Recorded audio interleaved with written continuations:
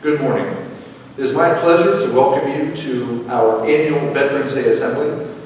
This year it is a very unique format. Unfortunately, we're not able to be together in the gymnasium as usual. However, I believe that the assembly is still, will have something for you. And again, I ask that you still behave like you would in the gym as you sit in your classrooms and watch this virtual Veterans Day Assembly. Would you please welcome the CHS Chamber Chorus as they perform our national anthem. Would you please stand?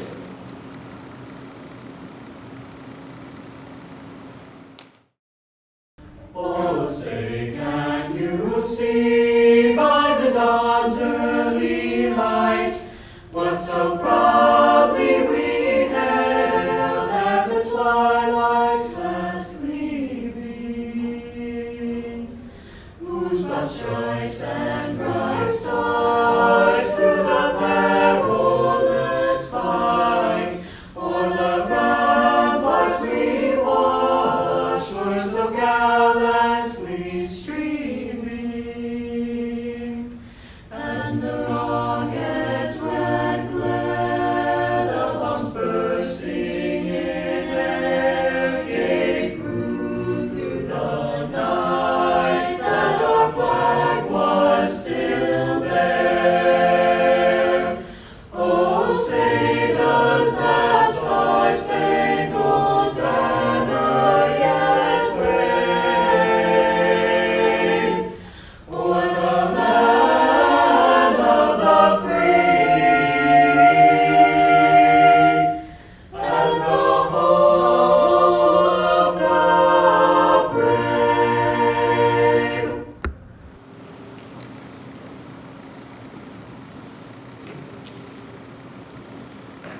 The purpose of Veterans Day. World War I, known at the time as the Great War, officially ended when the Treaty of Versailles was signed on June 28, 1919. However, fighting ceased 7 months earlier when an armistice or temporary cessation of hostilities between the Allied nations and Germany went into effect on the 11th hour of the 11th day of the 11th month. For that reason, November 11, 1918 is generally regarded as the end of the war to end all wars. An act approved May 13, 1938 made the 11th of November in each year a legal holiday, a day to be dedicated to the cause of world peace and to be thereafter celebrated and known as Armistice Day. Armistice Day was primarily a day set aside to honor veterans of World War I. But in 1954, after World War II had required the greatest mobilization of soldiers, sailors, Marines, and airmen in the nation's history, Congress amended the Act of 1938 by striking out the word armistice and inserting in its place the word veterans. With the approval of this legislation on June 1st, 1954, November 11th became a day to honor American veterans of all wars.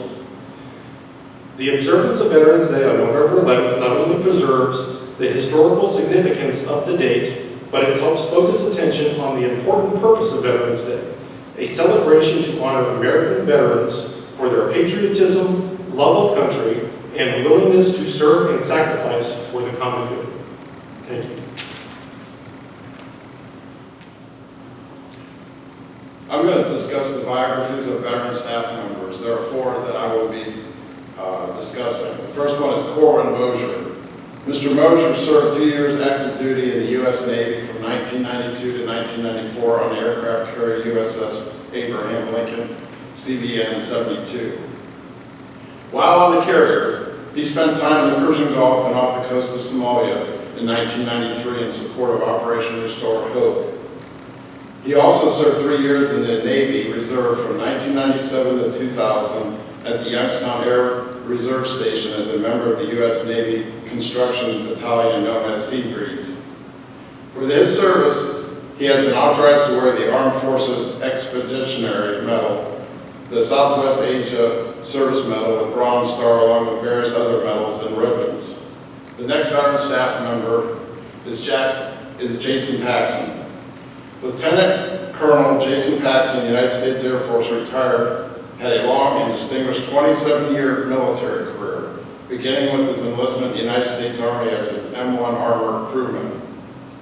Assigned to Fort Hood, Texas, he deployed with Delta Company, 1st Battalion, 67th Armored Regiment, 1st Tiger Brigade, 2nd Armored Division, in support of Operation Desert Shield and Desert Storm. He received his commission in the U.S. Army as an intelligence officer upon graduation from the University of Akron in December 1994. His time as an Army intelligence officer included a tour as commander of Headquarters Company, United States Army Garrison, Fort Polk, Louisiana. Lieutenant Colonel Paxson joined the United States Air Force Reserve in March 2005. In August 2009, Lieutenant Colonel Paxson re-entered active duty supporting the Joint Reserve Intelligence Program, culminating in his career as the Director of Joint Reserve Intelligence Center located at Wright-Patterson Air Force Base in Dayton, Ohio. The next veteran staff member is Rusty Grubbs. Rusty served as the United States Army from 1983 to 1986. He completed his basic training in field artillery training at Fort Sill, Oklahoma. He was deployed to Fulda, Germany, in the Dons Barracks, which were located on the border between East and West Germany. He served there on border patrol for 20 months before returning to Fort Knox, Kentucky, where he completed his active duty. The next veteran staff member is Charles Saylor. Sergeant Charles Saylor joined the United States Marine Corps in 1979 and completed his basic training at Parris Island, South Carolina. After basic training, he served on the Rapid Deployment Force from 1979 to 1983. At this time, we will play a video of the Armed Forces Medley. We'd ask that all students and staff members please stand in honor of your family members that may have served in the particular branch of the Armed Forces.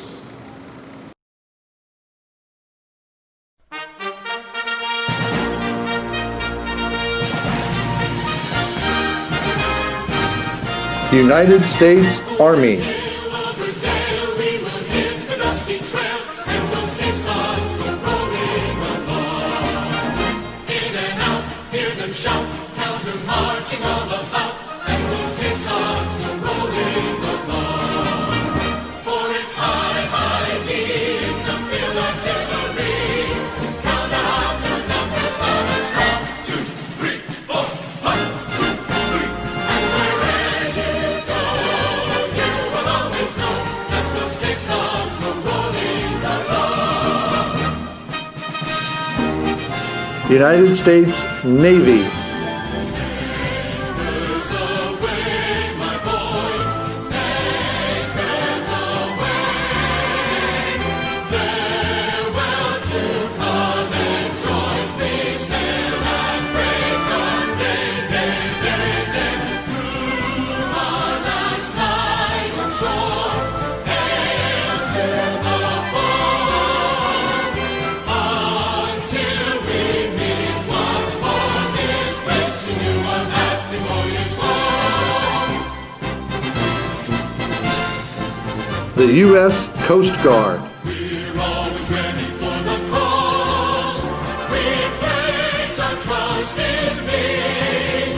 Through howling gale and shot and shell to win our victory.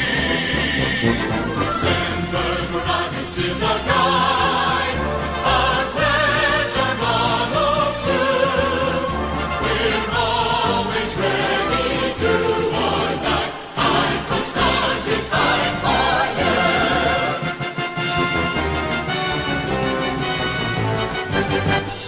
The United States Air Force. Yonder climbing high into the sky. Here they come, soon to lead our thunder. And boys, give her the gun.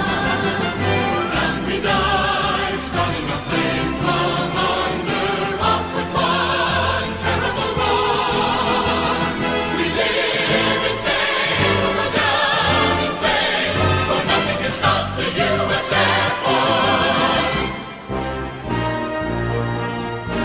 The United States Marine Corps. From the halls of Mount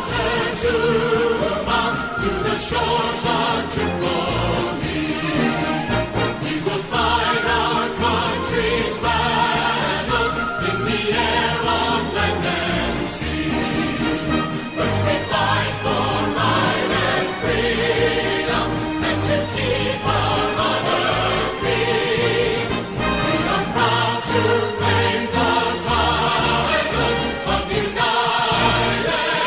States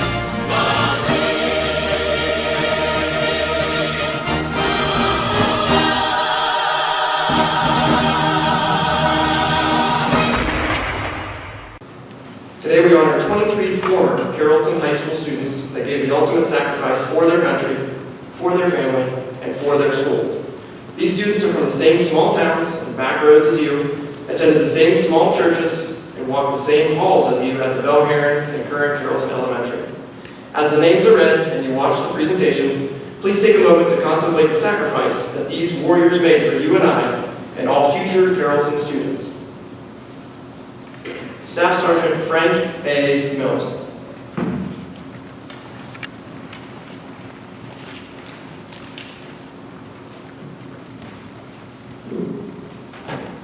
Staff Sergeant Frank A. Mills was born on May 27, 1916 in Carrollton, Ohio. He attended Carrollton High School as a 10th grader in 1933 and enlisted in the Army Air Force in August of 1942. He was assigned to the 379th Bombardment Group that was stationed at Kimballton Airfield in England. Staff Sergeant Mills was a ball turret gunner on a B-17 Flying Fortress that was on a bombing run to Hamburg, Germany on June 25, 1943, when his plane was shot down. Of the 10-man crew, 5 were killed and 5 survived as German prisoners of war. Tragically, his brother Carl was also killed in a training accident with the Army Air Force in Enid, Oklahoma on October 3, 1943. Staff Sergeant Mills is buried at the Ardennes American Cemetery in Belgium.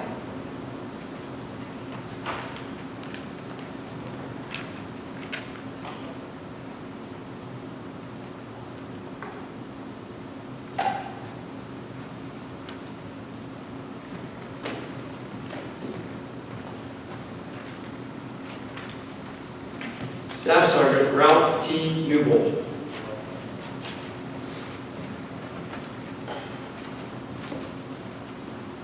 Staff Sergeant Ralph T. Newbold was born in Mechanicstown, Ohio on August 6, 1950.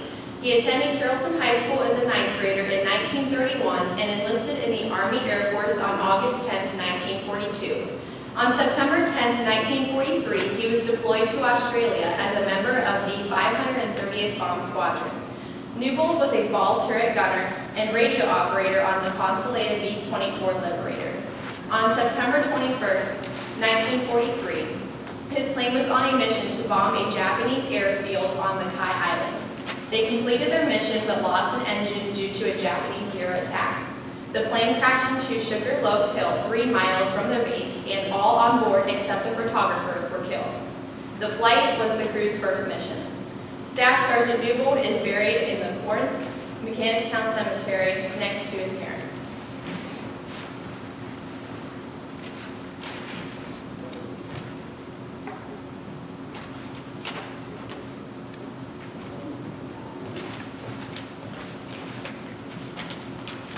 Tech 5, John C. Oren.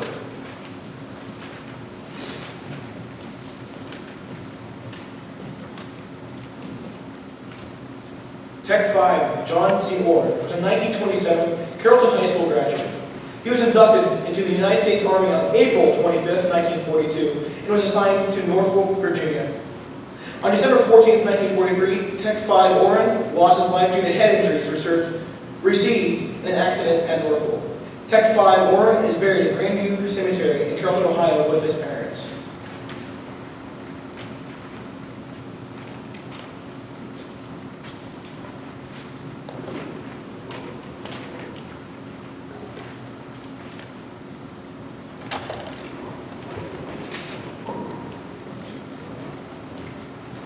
Staff Sergeant Vernon L. Cummings.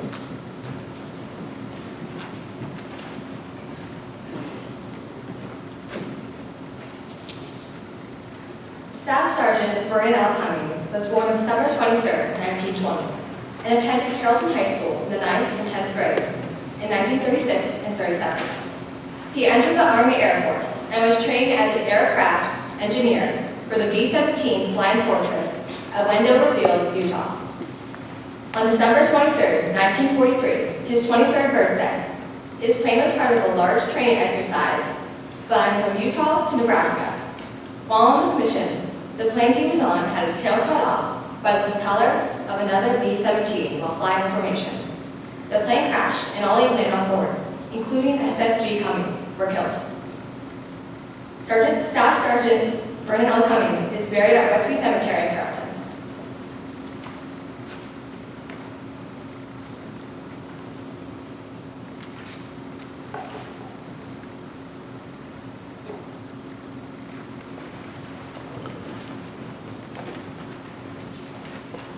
First Lieutenant Coleman C. Richards.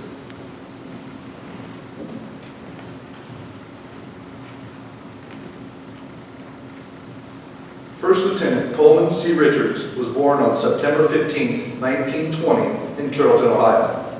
He graduated from Carrollton High School in 1938 and attended The Ohio State University for 2 years before deciding to begin a career in the military. Richards was accepted into West Point in 1940 and, due to the outbreak of World War II, completed his education at the Military Academy in 3 years. He graduated third in the class of 1943, which was the largest in history at that time, with 514 graduates. First Lieutenant Richards was trained on the Army Air Force's P-47 Thunderbolt and sent to Andover Field in England. While there, his squadron switched to the P-38 Lightning. On April 12, 1944, Richards was killed when his plane crashed on a training mission near Llanvivo, England. First Lieutenant Coleman C. Richards is buried at the Heavener Cemetery in Buckhannon, West Virginia.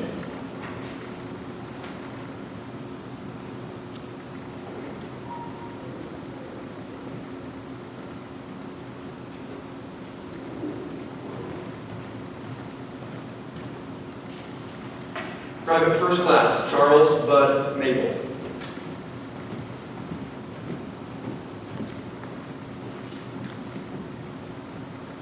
Private First Class Charles Mabel was born on November 28, 1920. He attended Carrollton Schools before being inducted into the United States Army on December 1, 1942.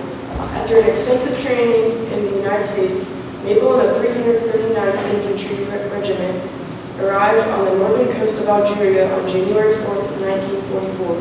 The division was sent to Naples, Italy on March 15, 1944. They made a push north from Naples towards the Gustav Line. Naples unit launched an attack on May 11, 1944 and attempted to take hills occupied by the German army. The area was fortified with minefields, machine guns, and artillery, and many members of 339, including Private First Class Mabel, lost their lives. Private First Class Mabel was reported killed in action on May 12, 1944. Private First Class Charles Bud Mabel is buried in Westview Cemetery in Carrollton.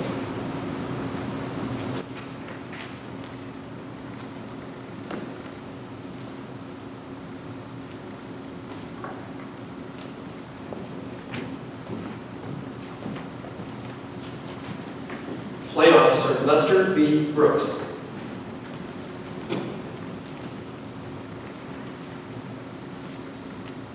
Flight Officer Lester B. Brooks was born on September 21, 1920 in Union Township in Carroll County. He graduated from Carrollton High School in 1939 and was inducted into the Army Air Force on February 2, 1943.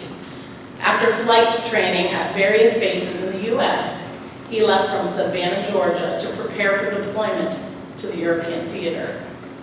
Flight Officer Brooks was the pilot of a B-17 Flying Fortress on the transatlantic flight to Ireland. The crew arrived in Belfast and the town was in blackout conditions due to air raid warnings. In foggy conditions, the plane crashed into Cave Hill outside of Belfast, Ireland. On June 1, 1944, the entire 10-man crew was killed in the crash. Flight Officer Lester B. Brooks was survived by his wife, the former Genevieve Rutledge, his parents, L.G. and May Brooks, along with one brother, Olin. Originally buried in Belfast, Brooks is now buried in Westview Cemetery in Carrollton.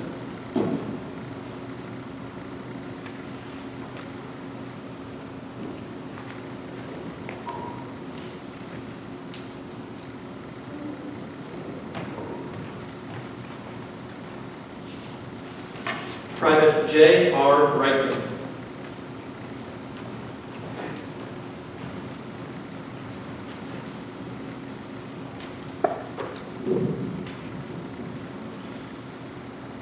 Private J.R. Reichman. Private J.R. Reichman was born in 1920 and attended Carrollton High School as a ninth grader in 1937. Private Reichman was assigned to the 540th Field Artillery Battalion and served overseas for 2 years, most likely in North Africa.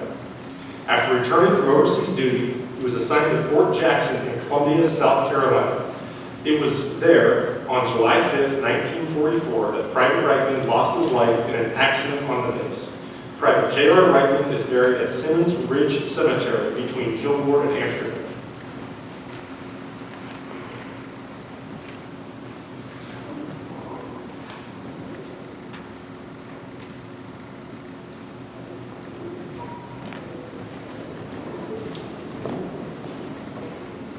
Private First Class Carl Savala.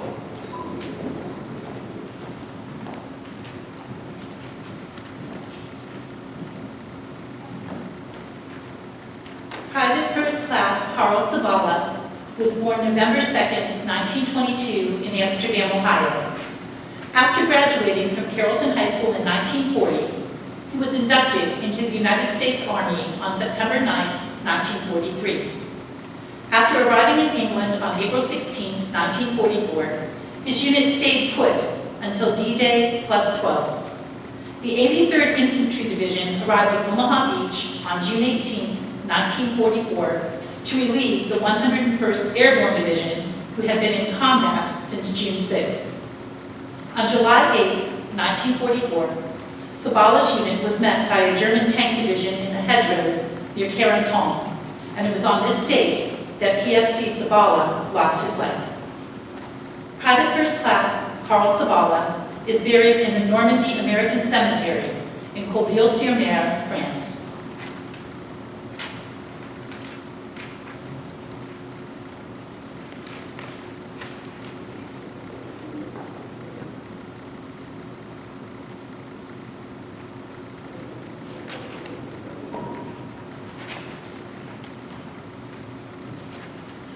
Corporal Thomas S. Newbold.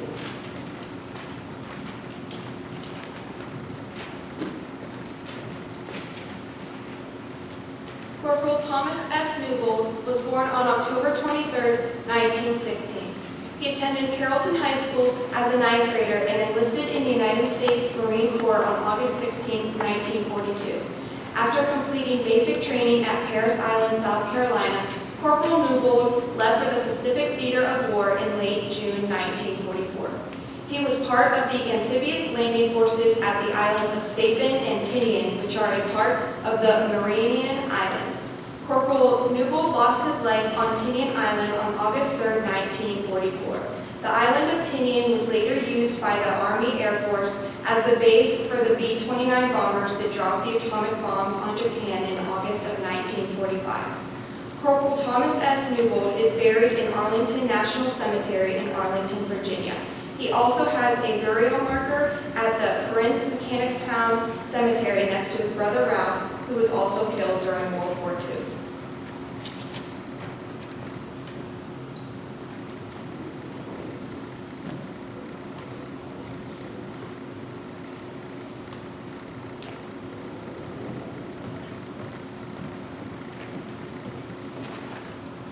First Lieutenant Charles D. Rutledge.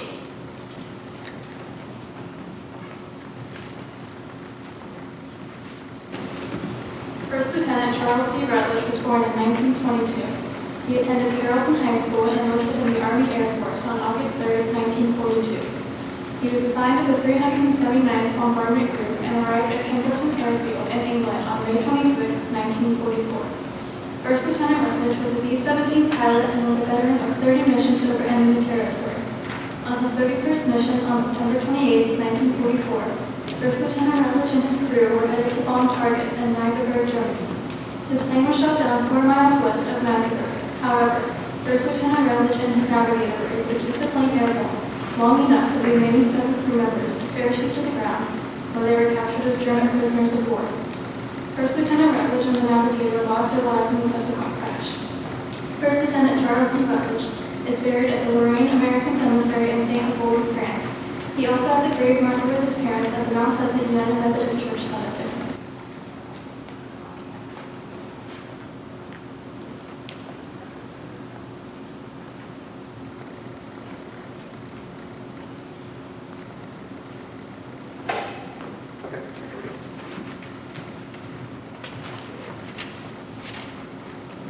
Private Irvin A. Baxter.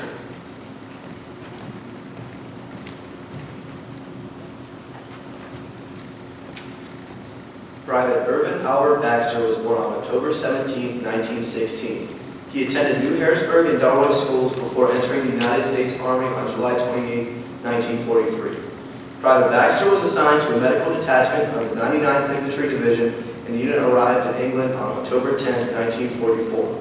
Working as a medic during the Battle of the Bulge, Private Baxter was treating wounded soldiers near Witzfield, Belgium. The regiment turned a supply truck into a medical transport due to lack of available vehicles to get the wounded from the front lines. The Germans ambushed the supply truck, and Private Baxter lost his life on December 18, 1944, while caring for wounded soldiers aboard the truck.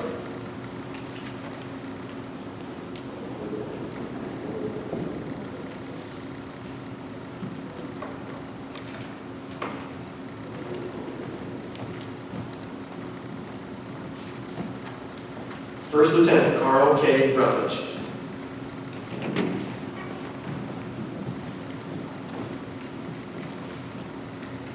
First Lieutenant Carl K. Rutledge was born in 1923 in Carroll County and attended Carrollton High School in 9th through 11th grade. He was inducted into the Army Air Force on July 15, 1943. Rutledge was trained to fly the B-25 Mitchell bomber and had just received his pilot's wings and lieutenant commission before coming home on furlough on December 25, 1944. While home on leave, First Lieutenant Rutledge and his brother were tragically killed the morning of January 4, 1945, when their car was struck by a Pennsylvania Railroad train in Duber Avenue in Canton, Ohio. First Lieutenant Rutledge was to return to his base in Georgia just 2 days later.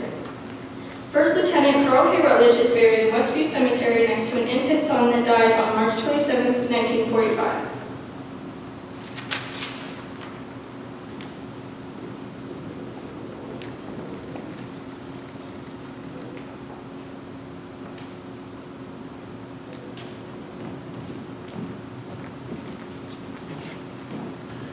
Corporal John D. Rutledge.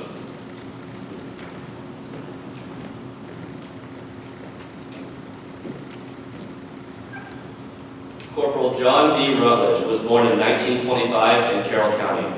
He was a 1943 Carrollton High School graduate and entered the Army Air Force in August of 1943 and was trained as an aircraft gunner in Harlingen, Texas. He was then stationed at Casper, Wyoming, where crews were trained for the B-17, B-24, and the new B-29 bombers. He was issued a one-week leave on January 2, 1945, and while home, he and his brother Carl were killed on January 4, 1945, when their car was struck by a Pennsylvania Railroad train at Duber Avenue in Canton. Corporal John D. Rutledge was the youngest of 4 sons of Mr. and Mrs. John Rutledge, all of whom served in the armed forces. He is buried in Westview Cemetery in Carrollton next to his brother Carl.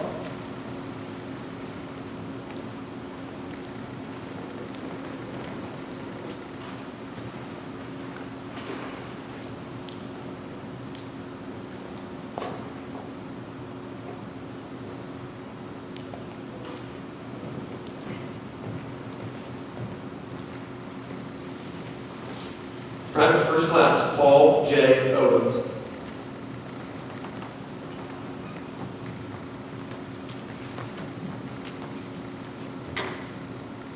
Private First Class Paul J. Owens was born on March 6, 1925. He attended Carrollton High School in the 9th through 11th grades and entered the United States Marine Corps on May 23, 1943. After basic training at Parris Island, South Carolina, he was assigned to the battleship USS Nevada and left for overseas in October of 1943. The Nevada survived the bombing of Pearl Harbor as no ship was anchored next to it, and it was able to avoid the attack. The Nevada, with PFC Owens on board, was assigned to convoy duty in the Atlantic Ocean from 1943 to 1944 and was part of the D-Day invasion force. In February 1945, the Nevada moved to Pacific Theater and offered fire support for the invasion of Iwo Jima. After Iwo Jima, the Nevada moved to Okinawa to prepare for its invasion on March 24, 1945.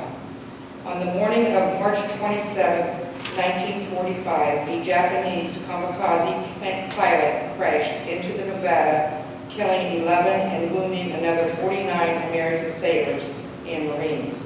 PFC Owens was one of the ones killed in the attack. PFC Paul J. Owens was buried at sea on the day of his death. He also has a burial marker at Grandview Cemetery in Carrollton and was the son of Paul and Ruth Owens of Carrollton.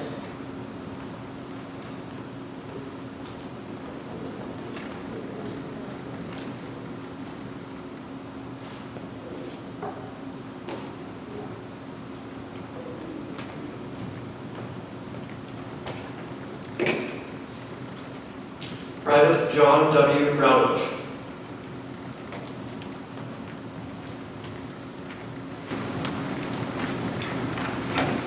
Private John W. Routledge was born on October 2, 1922. He graduated from Carrollton High School in 1940, where he participated in the band and orchestra. Private Routledge entered the United States Army on September 7, 1944, and was assigned to the 1st Cavalry Division. He was trained at Fort Riley, Kansas in machine gunning and sharpshooting. In February of 1945, Private Routledge was sent to the Philippines where the 1st Cavalry Division fought for General Douglas MacArthur in his quest to retake the islands. On March 3, 1945, organized resistance in Manila was wiped out and the 1st Cavalry Division turned their emphasis on removing entrenched Japanese soldiers throughout the island of Luzon. It was during this operation that Private Routledge was killed on June 12, 1945. Private John W. Routledge is buried in Granville Cemetery in Carrollton.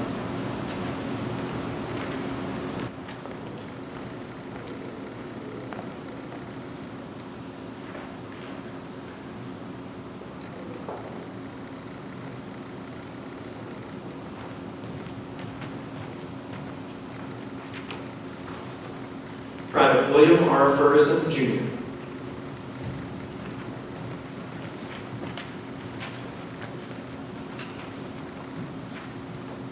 Private William R. Ferguson, Jr. was born in 1920 and graduated from Carrollton High School in 1944. He was inducted into the United States Army in October of 1944 and received training at Camp Walters, Texas, and Fort Ford, California, before his deployment to the Pacific Theater in March of 1945. Private Ferguson was a member of an Army infantry unit and was killed during battle operations on Cebu Island in the Philippines on June 21, 1945. Private William R. Ferguson, Jr. is buried in Harlem Springs Cemetery.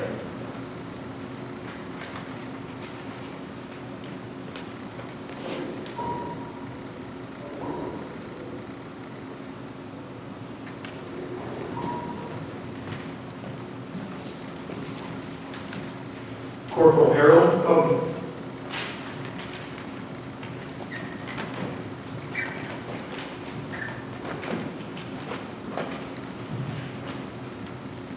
Corporal Harold Moan was born on February 14, 1924, and graduated from Carrollton High School in 1943.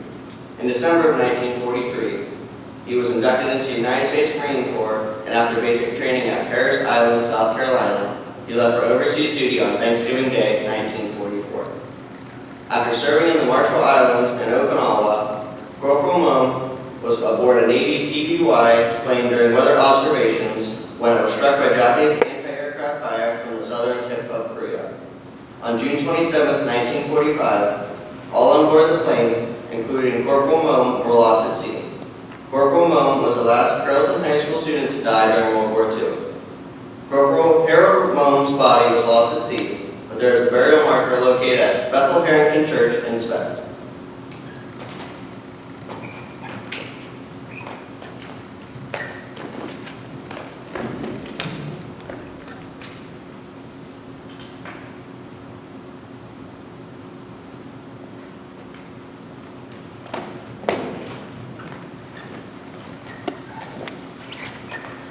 Private First Class Elwood Skip Davis.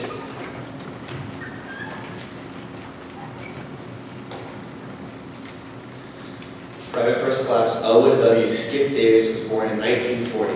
He attended Carrollton High School and then joined the United States Army on January 16, 1963.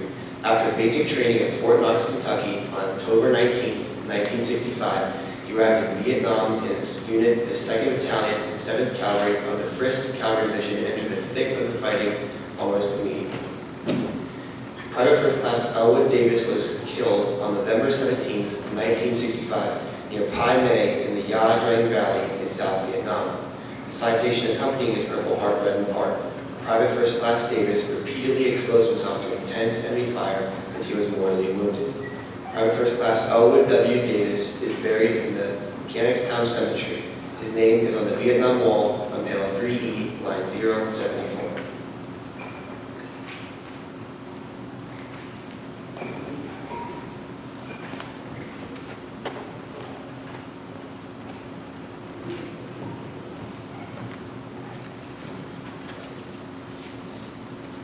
Specialist for Dennis R. Noak.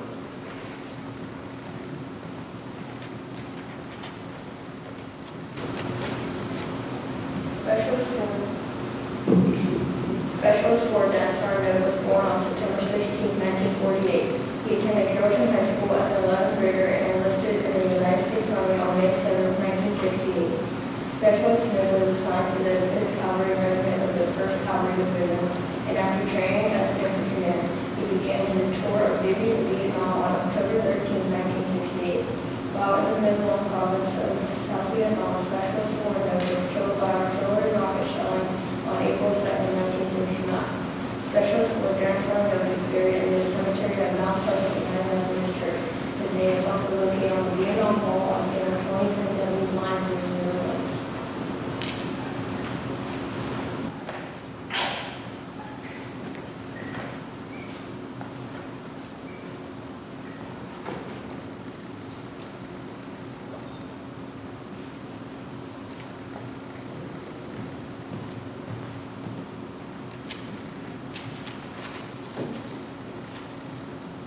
Lance Corporal Richard G. Sonnenberger.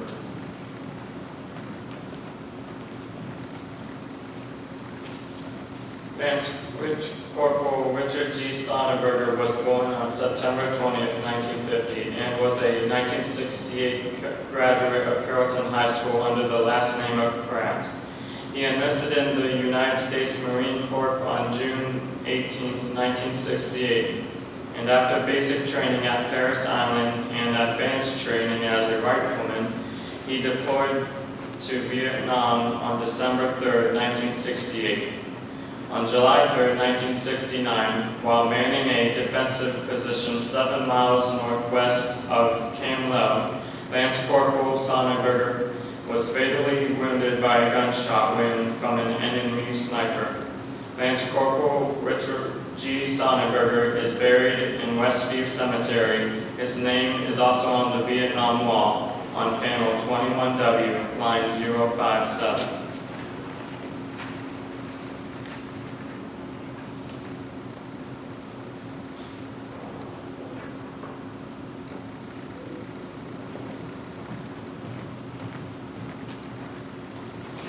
Lance Corporal Louis D. Palet.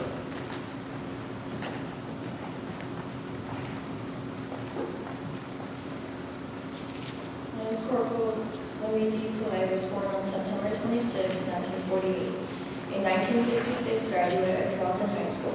Palet was a member of the football and wrestling teams, qualified to state wrestling meet at 154 pounds his senior year. He entered the United States Marine Corps in September 1968, and after basic at Parris Island and advanced rifleman training at Camp Pendleton, California, he began his tour of duty in Vietnam on February 17, 1969. Lance Corporal Palet received the Purple Heart for wounds he received in combat on September 3, 1969. Then on December 3, 1969, while in Long Nam, province of South Vietnam, he was injured by shrapnel from an enemy explosive. He was evacuated to a hospital ship where he died from his injuries on December 4, 1969. Corporal Louis D. Palais is buried at the Sandy Valley Cemetery in Winsburg, Ohio. His name is on the Vietnam Wall on panel 15W, line 025.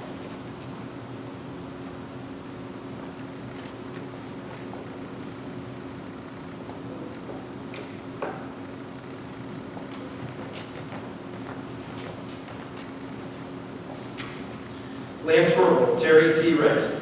Lance Corporal Terry C. Wright was born on April 11, 1990. He graduated from Carrollton High School in 2008 and received his law enforcement training and certification from Buckeye Career Center. He enlisted in the United States Marine Corps on July 7, 2008 and attended basic training at Parris Island. After basic training, Wright was assigned to the 6th Marine Regiment of the 2nd Marine Division as a rifleman.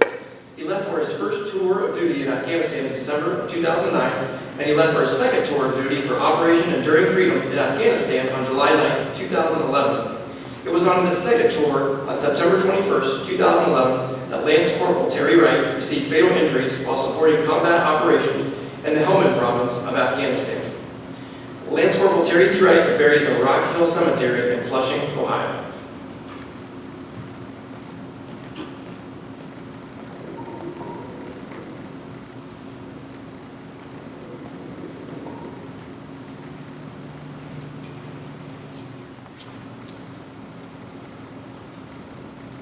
As always, it is my honor to have the opportunity to address you on such an important occasion.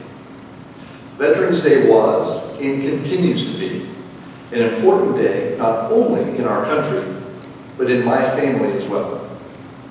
My dad left Carrollton High School when he turned 18, in the middle of his senior year, to enlist in the Army Air Force. His cousin, Lester Brooks, is one of the 23 that you heard about earlier this morning from Mrs. Dolan. Any opportunity to talk about these brave men and women, our veterans, the best among us, is indeed a privilege. In Mitch Albom's book, The 5 People You Meet in Heaven, which I highly recommend that you all read, in that book he talks about the difference between service and sacrifice. We all understand service. We all serve in some way or another.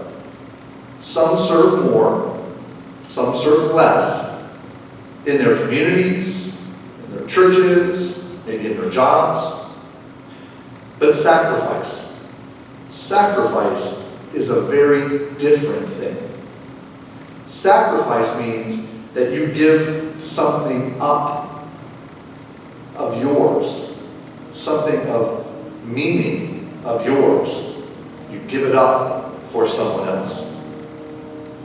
For veterans, it could mean their childhood. It could mean their family, their innocence, and quite possibly, it could mean their lives. In the stories you heard this morning, First Lieutenant David Rutledge, a kid from Kilbourne, kept his plane flying along with his navigator long enough so that the rest of the crew could be saved. They passed their lives on to generations of their crew. Elwood Skip Davis was in one of the early battles in Vietnam, where, as we heard this morning, he exposed himself to enemy gunfire to help save the men in his unit. We can never, ever repay these sacrifices. Veterans understand John chapter 15, verse 13. Greater love hath no man than to lay down his life for his friends. I again remind you of the words of the poet Ralph Waldo Emerson. Emerson speaks of paying forward and tells us that we must pay forward because we can so seldom pay back. He further states that we must pay line for line, deed for deed, and cent for cent. We can never repay the heroes, our veterans, for their sacrifices. We can only hope to pay forward with our service and possibly our sacrifice as well.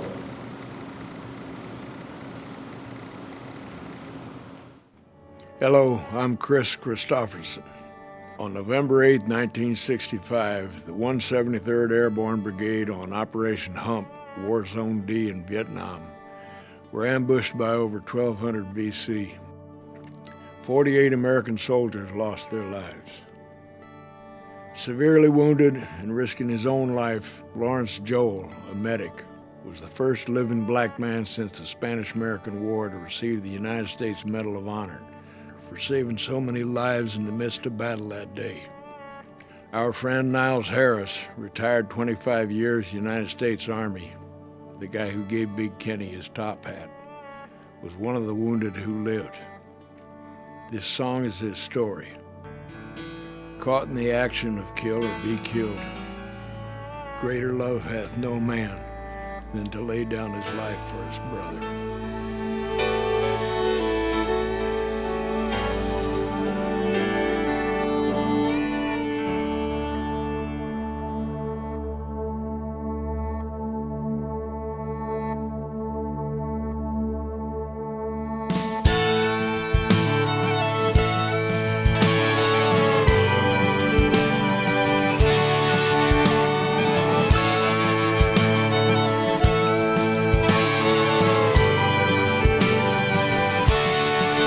Said goodbye to his mama as he left South Dakota to fight for the red, white, and blue. He was 19 and green with a new M16, just doing what he had to do. He was dropped in the jungle where the choppers would rumble with the smell of napalm in the air. Then the sergeant said, look up ahead. Like a dark evil cloud, 1,200 came down on him and 29 more. They fought for their lives, but most of them died in the 173rd Airborne. On the 8th of November, the angels were crying as they carried his brothers away. With the fire raining down and the hell all around, there were few men left standing that day. Saw the eagle fly through a clear blue sky. 1965, the 8th of November.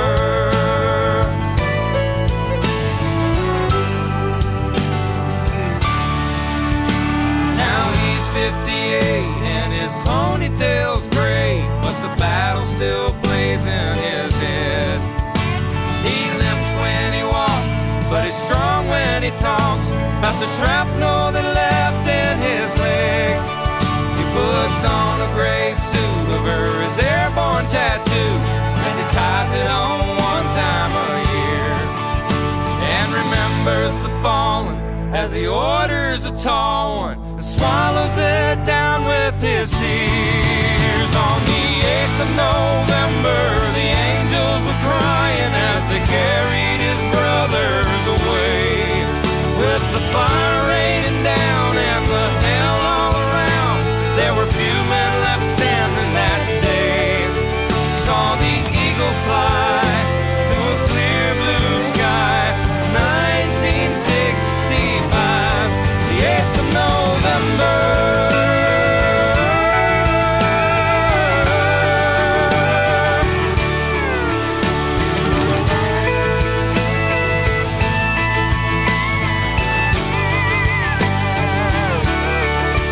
Saw the eagle fly through a clear blue sky. 1965. On the 8th of November, the angels were crying as they carried his brothers away. With the fire raining down and the hell all around, there were few men left standing that day. On the 8th of November, the angels were crying as they carried his brothers away. With the fire raining down and the hell all around, there were few men left standing that day. Saw the eagle fly through a clear blue sky.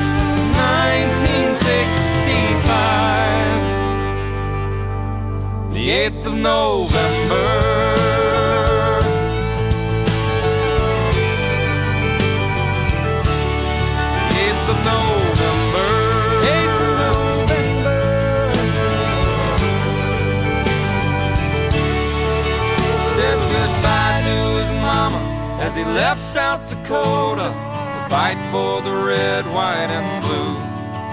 He was 19 and green with a new M16, just doing what he had to do.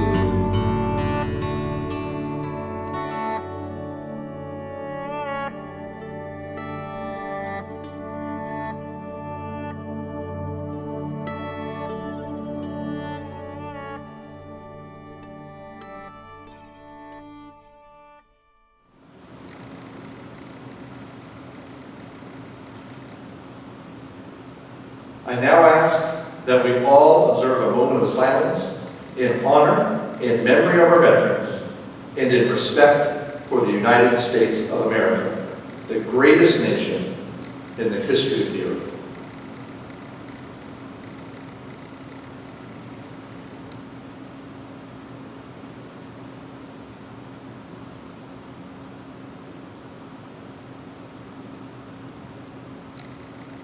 Thank you.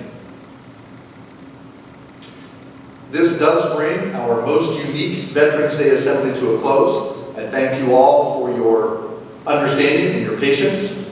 We are going to do something now that's, again, a little bit different. We are going to go outside and line up along the driveway. And our veterans who normally would have been in the gymnasium, our veterans are going to drive through in a parade. And we ask that as they drive past, you wave to them, shout out encouragement to them. Again, show the appreciation that we have for the service that they gave to us and to our country. So again, at this time, we are going to release, and your teachers will kind of let you know where to go and what you're supposed to do. Thank you.